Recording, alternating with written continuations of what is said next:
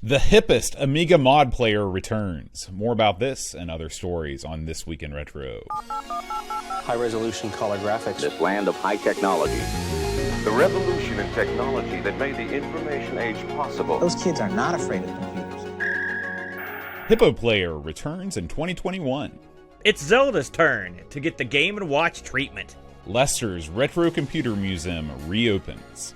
All this and our community question on the week on This Week in Retro. Up-to-date news for out-of-date tech. So as you've probably noticed, Neil is out this week and we have a special guest. Thank you, Boat. You know, I've always considered myself sort of an unlicensed West Virginia knockoff of Neil. We're both bald. We both have beards. We're both ruggedly handsome. We both have voices as smooth as a velvet child. Oh, yes. And we both have a love and adoration for classic computing and retro gaming. It's an honor to be here, Boat. Let's kick it off. When the Amiga was unleashed on the general populace back in 1985, it boasted features no other computer could dream about at the time. You got true multitasking, high-res graphics modes no other micro could touch, and of course, games that could rival their arcade counterparts. Now, Aaron, which of these were the killer features for you when you were in the market for an Amiga? Were you in it for the high-res graphics, the multitasking? What got you into the Amiga scene? You know, really, I entered the scene for the desktop pups. No, it's games, brother. It's games all the time. That's the only reason I got into it, and that's the reason I stayed. I love me some games. Well, for many people, the true innovation in computing ushered in by the Amiga was the burgeoning popularity of mod files. Now, mod files weren't new with or exclusive to the Amiga, but because of the huge success of the machine, particularly in the UK and Europe, they really took off. I mean, you can't have a good demo without a mod pumping out some electronic drum and bass tracks in the background. I'm sure you know what I mean, Aaron. Tell me about your memories of rocking out to Amiga mods. Listen. To this day, have a huge collection of floppy disks with mods that I downloaded off the BBSs back in the day. The first time I heard mod files, it was amazing. I could not believe that the computer could make these noises. Keep in mind, that was coming off of the Tandy and PC line, and where you were lucky if you got two or three sounds, and usually you had to put up with the old beeps and boops. So when the Amiga honed into view with its multi-track channeled music, I love that driving beat. I know it's not your favorite, but I love that stuff. I couldn't believe it. It blew my mind. And so I endeavored to collect as many as I could. And it's one of the things I've salvaged from my old disc were the mods, because those were sort of irreplaceable because they were my mods. They were the ones that I grabbed on purpose because they had the sound that I liked. Yeah, well, get ready to fire up that disc full of mods because a new version of HippoPlayer has just been announced. Now, you may recall that HippoPlayer was originally created for the Amiga back in the 90s, and it was the platform of choice of lots of Amiga enthusiasts because it was designed to work on all versions of Amiga OS all the way back to 1.3, and it'll actually run on any model of Amiga regardless of the specs. HippoPlayer was coded by Finnish programmer Kari-Pekka Kojonen in 1994. And it was updated often throughout the Amiga's later life, but everything went dark after the January 2000 update until last week. Last week, Aaron, when version 2.46 was released on GitHub. Now, Aaron, did you ever use HippoPlayer back in the day, or what mod player were you using to play these mods? I was using HippoPlayer, man. Oh, it was awesome. the number one with a bullet. Now, you could run your mods. I mean, if you rigged up your Directory Opus, for example, to play your mods, you could run them. You could rig it up however you wanted. But yeah, HippoPlayer was sort of the number one with a bullet. And the fact that it was updated up until 2000 is pretty astonishing. Yeah. And then the fact that after 21 years they come back with another update is mind blowing. It it shows you that the Amiga is back. It's moving forward. It's going up. All sorts of great things are happening in the Amiga community. New hardware, new software. I expect updates like this to happen quite a bit as people reintroduce themselves to these Amigas or upgrade their Amiga with new hardware that make it more powerful. And they want to go back and be able to play these mod files, and they're going to have to keep updating these utilities to stay in line with the new surge in Amiga action. Yeah, you're right, man, because now these days you can download, tens of thousands of mods with just a couple clicks, and because of the speed of the internet, you can make that happen right away. And one of the fixes in this version was that the HippoPlayer would start to stutter. It wouldn't completely go through a playlist if the playlist was too large. So they fixed all that, and there's also some other fixes, including better memory management, improvements in overall stability. It's nothing earth-shattering, but, like you said, it's always nice to see classic Amiga applications continue to be updated and refined by the original creator. That's super cool, too. So thank you to Amiga Love for originally reporting on this story, and our producer, Duncan, for bringing it to our attention. Aaron, emulating the Amiga can be a real bear. You've got to track down the latest and greatest emulator. You've got to rip your Kickstart files from the original machine. Then you've got to traverse the, let's be honest, somewhat sketchy path of wading through the weeds of ROM sites to find all those ADFs you remember playing before all your games were unceremoniously banned when you moved away to uni. Well, dear listener, there is another way. Amiga Forever gives you a one-click Amiga solution that works first time, every time. Everything you need is included, from the latest edition of UAE to officially licensed Kickstart ROMs. It even comes with a full library of games that launch with a single click. But that's not all. New to this edition of Amiga Forever, you can now decompress LHA files from the main menu. That's right, no messing around with the Workbench environment at all to play WHD load games unless you want to. To check out all that Amiga Forever has to offer and download a free demo version, check out AmigaForever.com. We thank Amiga Forever for sponsoring this week's episode. All right, Aaron, E3 was last week. The Electronic Entertainment Expo. Did you watch any of E3? I caught a little bit and piece of it, but, they talk about stuff that I don't care much about anymore, so I don't really pay much attention. Yeah. Of course, E3 is all about focused on the future, but every once in a while, especially from the more storied video game companies, they throw a bone to the retro fans out there, and they've done this with a new Game & Watch. Now, you may remember last year, Nintendo made some waves by re-releasing a Game & Watch Super Mario Brothers that was the classic format of the original 1980s Game & Watch units, but updated to play the full version of the NES game Super Mario Brothers. Now, Aaron, did you have any Game & Watch units back in the day? It's funny. I never had any of these, but I had friends that had them, and they were a lot of fun. I remember playing Mario Cement Factory, for example, was one I thought was really neat, and they had like a Donkey Kong. I think they had Donkey Kong Jr. as well. I'm a Donkey Kong mark boat, so I had to play those. But they were really neat. Of course, the original Game & Watches were sort of those LCD display with the barely moving graphics that went up and down the screen. It's interesting that they chose to go a different direction with these. I mean, I'm sure they're going to sell more when you have actual games in there as opposed to the LCD ones. But part of me sort of would like to see them re-release the classic games, just because they are, of course, right in my ballpark, and I couldn't own them back then, and now I can't afford to own them. So, right. But it's still neat that they're going back to that format, and I'm sure these things are doing real well because they have a foot in two different eras with these. Mm-hmm. It is sort of cool, though. The Game & Watch line, they came in sort of I don't know, you could compare it to like a GBA style form factor first, where it was just you had the buttons and the D-pad on either side of the screen. They also had the clamshell models, which they just sort of mirror Nintendo's handheld systems as they went down the line. And then there were also, I wouldn't call them full size tabletop units like the Coleco ones, but there were also some that did sit on a desktop and that you could play. And so Nintendo's got a wide sort of mind to mind when it comes to these things, and I expect them to. Obviously the Mario one probably did really well, and of course this one, which we're going to talk about right now, the Zelda one. Now, this new Game & Watch device includes 3 games. One of the big detriments to the first Game & Watch Mario unit was that it only played Super Mario Brothers 1.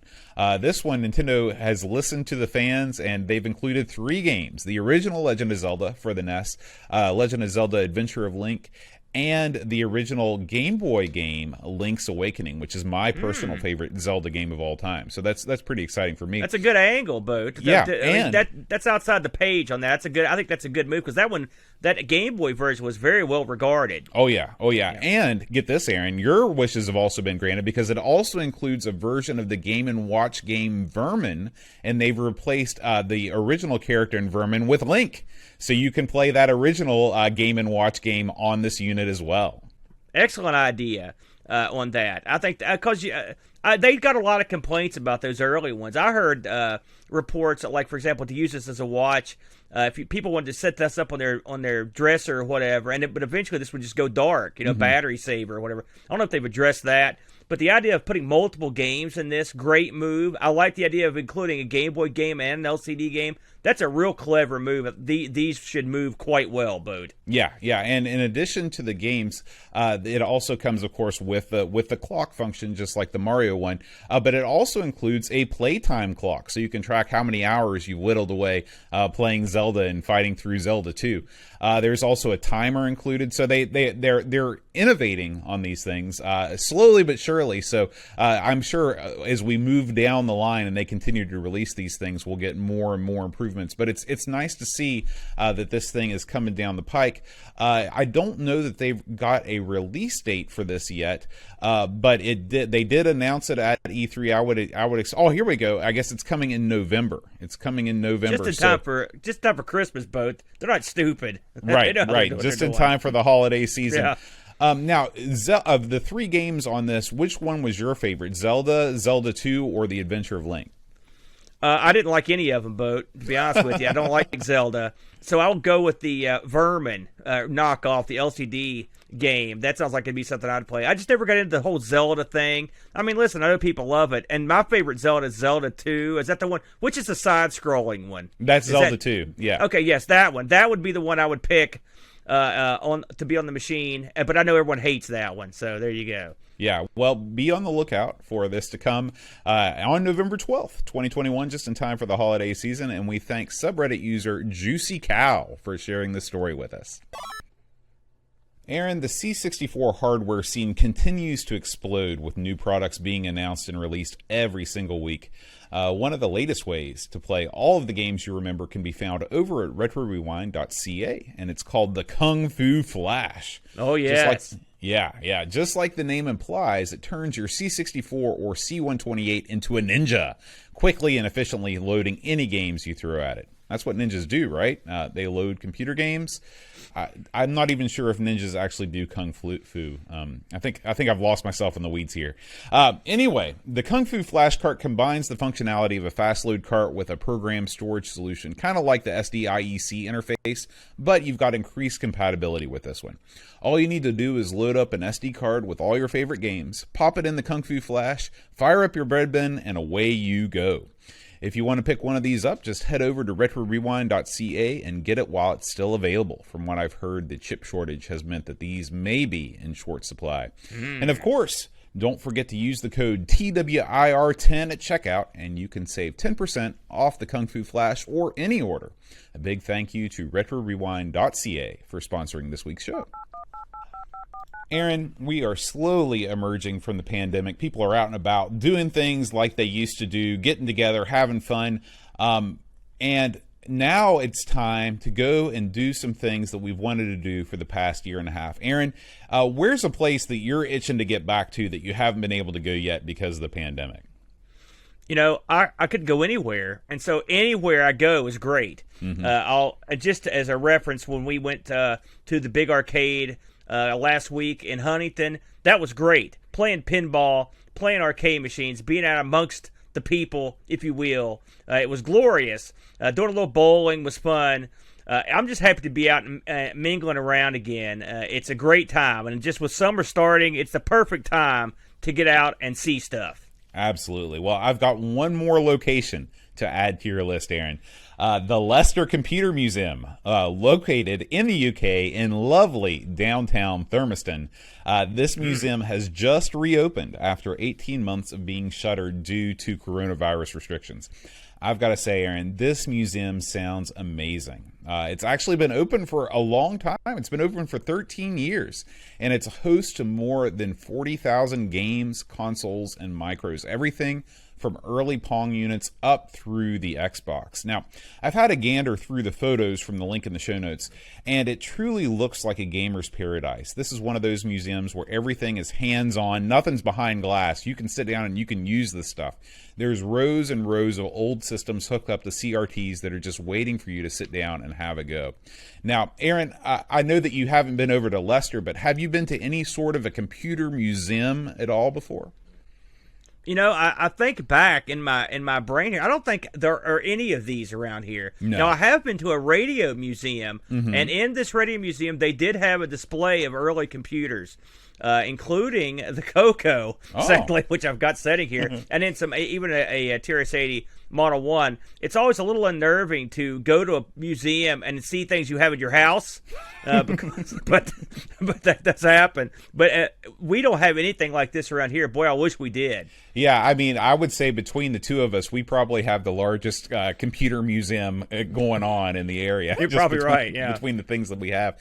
Now, I know you've had a chance to look at some of the photos of the Leicester Computer Museum. What caught your eye just looking through the systems they've got over there? Well, they've got so much stuff, you know, and a lot of the stuff they've got is boxed. And a lot of the boxes I've never even seen before. You know, I've seen some of the computers and consoles about the boxes. So instantly, and we've talked about this boat, I was drawn to the boxed Sam Coupe. The Sam Coupe, we've always wanted one here, and they're super rare. I would love to get my hands on one of those. And then I would also like to get my hands on a Acorn Archimedes, which you've also been jonesing for, boat, for a long time. So those two are at the top of my list.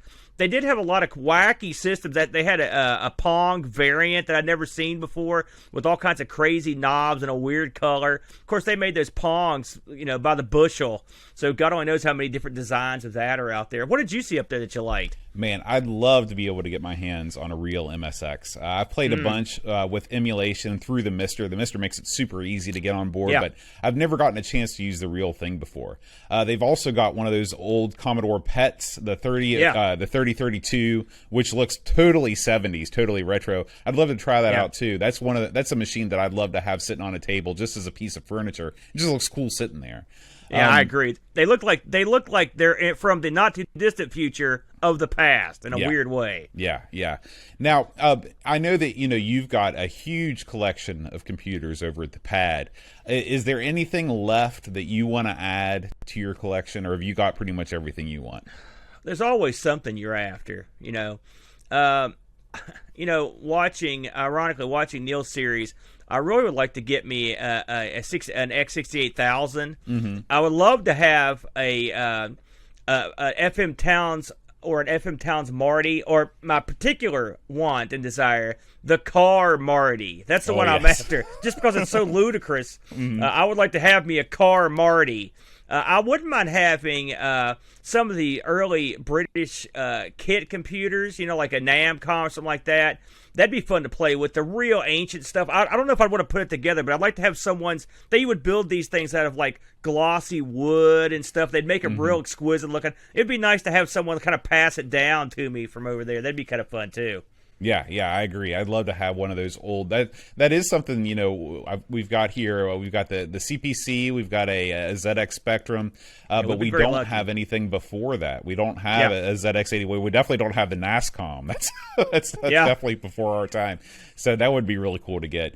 Now, getting back to the Computer Museum, I mean, next time I'm back over across the pond, hopefully next year sometime, this is definitely going to be on my list. So if you're interested in going yourself, the Leicester Computer Museum is open every Saturday and Sunday from 10 a.m. to 3 p.m., and the admission price is £7.50 for adults and $4.50 for children. Thanks to subreddit user I Got Zero Budget for sharing this story with us. Aaron, last week's community question of the week was, what old hobby have you rediscovered or new hobby have you started during the pandemic? First response comes from Headers D, and he says, well, what with Brexit and the pandemic, the day job has kept me pretty busy, but I have found time to start learning to solder. Now, if you're in the UK, of course, that's solder. In large part thanks to the peerless Mark Fixes stuff. Go Patreon him up if you haven't already. I wouldn't say I'm fully competent yet, but I've managed to composite mod my Atari 2600 and recap my Spectrum without breaking anything. Aaron, would you consider yourself to be a pretty good hand with the old soldering iron? I do consider myself to be a pretty good hand. In fact, I'm actually putting together a program to teach other people in my division how to solder. And I worked for IBM for a while, so I would say I have some skills. That's an excellent talent to pick up, though, especially if you're in this hobby. And if you recapped your Specky, I think you are well on your way. Yeah, because that's a tiny board with lots of components, so absolutely. We also got a response from Plum Creek. Plum Creek writes, I built a 4-player Raspberry Pi arcade machine. Took way too long and cost way too much, but I stuck with it, and I now have an arcade machine like I've always wanted since I was a kid. It's not perfect, but I learned an awful lot from my successes and mistakes. Plus, I now have the tools and knowledge to tackle other wood and electronics projects.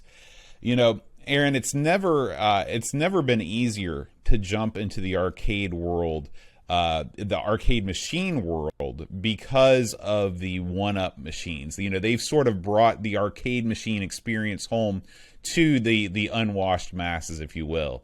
Now, those of us that are unwashed that were into arcade machines before, you know, you could either go to an auction, you could pick one up from, you know, just somebody that was selling one, or you could attempt to build it yourself. Now, Aaron, did you ever think about constructing your own arcade machine from bare wood?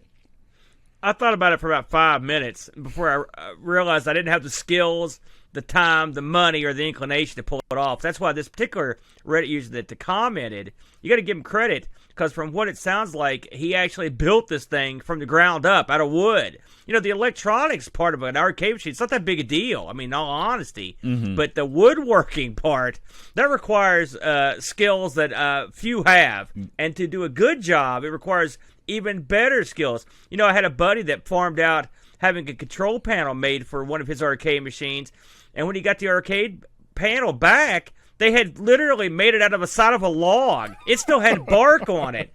So because you can make stuff out of wood doesn't mean you're good at it. So you have to be both, Boat. Yeah, you're absolutely right. I had trouble making the birdhouse in shop class, so I don't think I'm cut out to make an arcade machine from scratch. And finally, Starcade 2084 writes, not so much rediscovered as eradicated. Eradicated. That's just, I wasn't expecting that word. Dungeons and Dragons. So he says, been playing D&D since 1981, but it's been about a decade since my last dice roll, so I decided it was time to liquidate nearly 40 years of old game stock and clear out the closet. Thankfully, pandemic-bound eBayers were a lot more than willing to assist. Now, Aaron, sitting behind you right now, there's an entire bookshelf full of role-playing books. And I'll wager to guess that it's definitely been a year or so since we were last role-playing. Is it time, Aaron? Is it time for you to just go through and sell all that stuff, or maybe just bin it in the dumpster? Not just no, but hell no. They'll pry my AD&D DM's got it in my cold dead hand, Boat. You know, I've been, when I heard that story, I thought I was going in a different direction. Me too. Selling all your D&D stuff. No, for the love of God, no. This stuff's gold. It's solid gold. I got stuff back there from Gary Gygax, all the big masters of Dungeons and Dragons. I've been in the game for a long time. I've managed to collect stuff that you can't get anymore. And it's still fun. It holds up. And true role-playing is something that you can't play remotely. You can't simulate it with a video game. I mean, you can come close, but you've got to be at the table. You've got to have Mountain Dew, pizza right beside you, or maybe your favorite whiskey.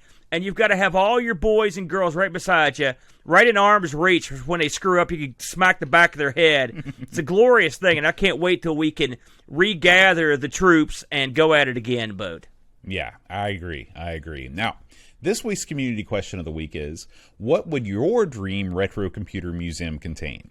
Please post your responses in the subreddit, and we'll read the top 3 most upvoted responses on the air next week. So now that we've reached the end of the show, I thought we'd take a moment to talk a little bit more about who you are, Amigo Aaron. So, Aaron, tell us a little bit about what you do on the internet. Well, Boat, I run a show with a fellow you may have heard of named you, and we are both part of the Amigos Everything Amiga podcast. We've been doing that show for, I think going on, 6 years, Bo? Almost 7 years. We also host a slew of other shows, including a show based on the Atari 8-bit called 1200 XL. We host a show called R Sinclair, where we explore the gaming elements of the Sinclair, a machine which we didn't grow up with, so everything's new and exciting to us because we haven't seen any of it. We also do a show dedicated to the quirky Tandy TRS-80 color computer called The Coco Show, where we go through its back catalog of games. And lastly, myself and my brother, the Brent, host a show called ARG Presents every Sunday morning, where we spin a wheel and randomly pick a topic and pick 2 games to play each week. We never know what we're going to play the next week. It's always a good time. We keep ourselves busy, Boat. Yeah. Well, I thank you so much for stepping in literally at the 11th hour. You literally found out you were doing this about 1 hour before we started recording. So thank you so much for stepping in and filling in for Neil this week. No worries, folks. Neil will be back next week, and the show will resume as normal. But thank you, Aaron, for joining us, and we will see you next time on This Week in Retro. This Week in Retro was presented by Neil from RMC and John Shawler.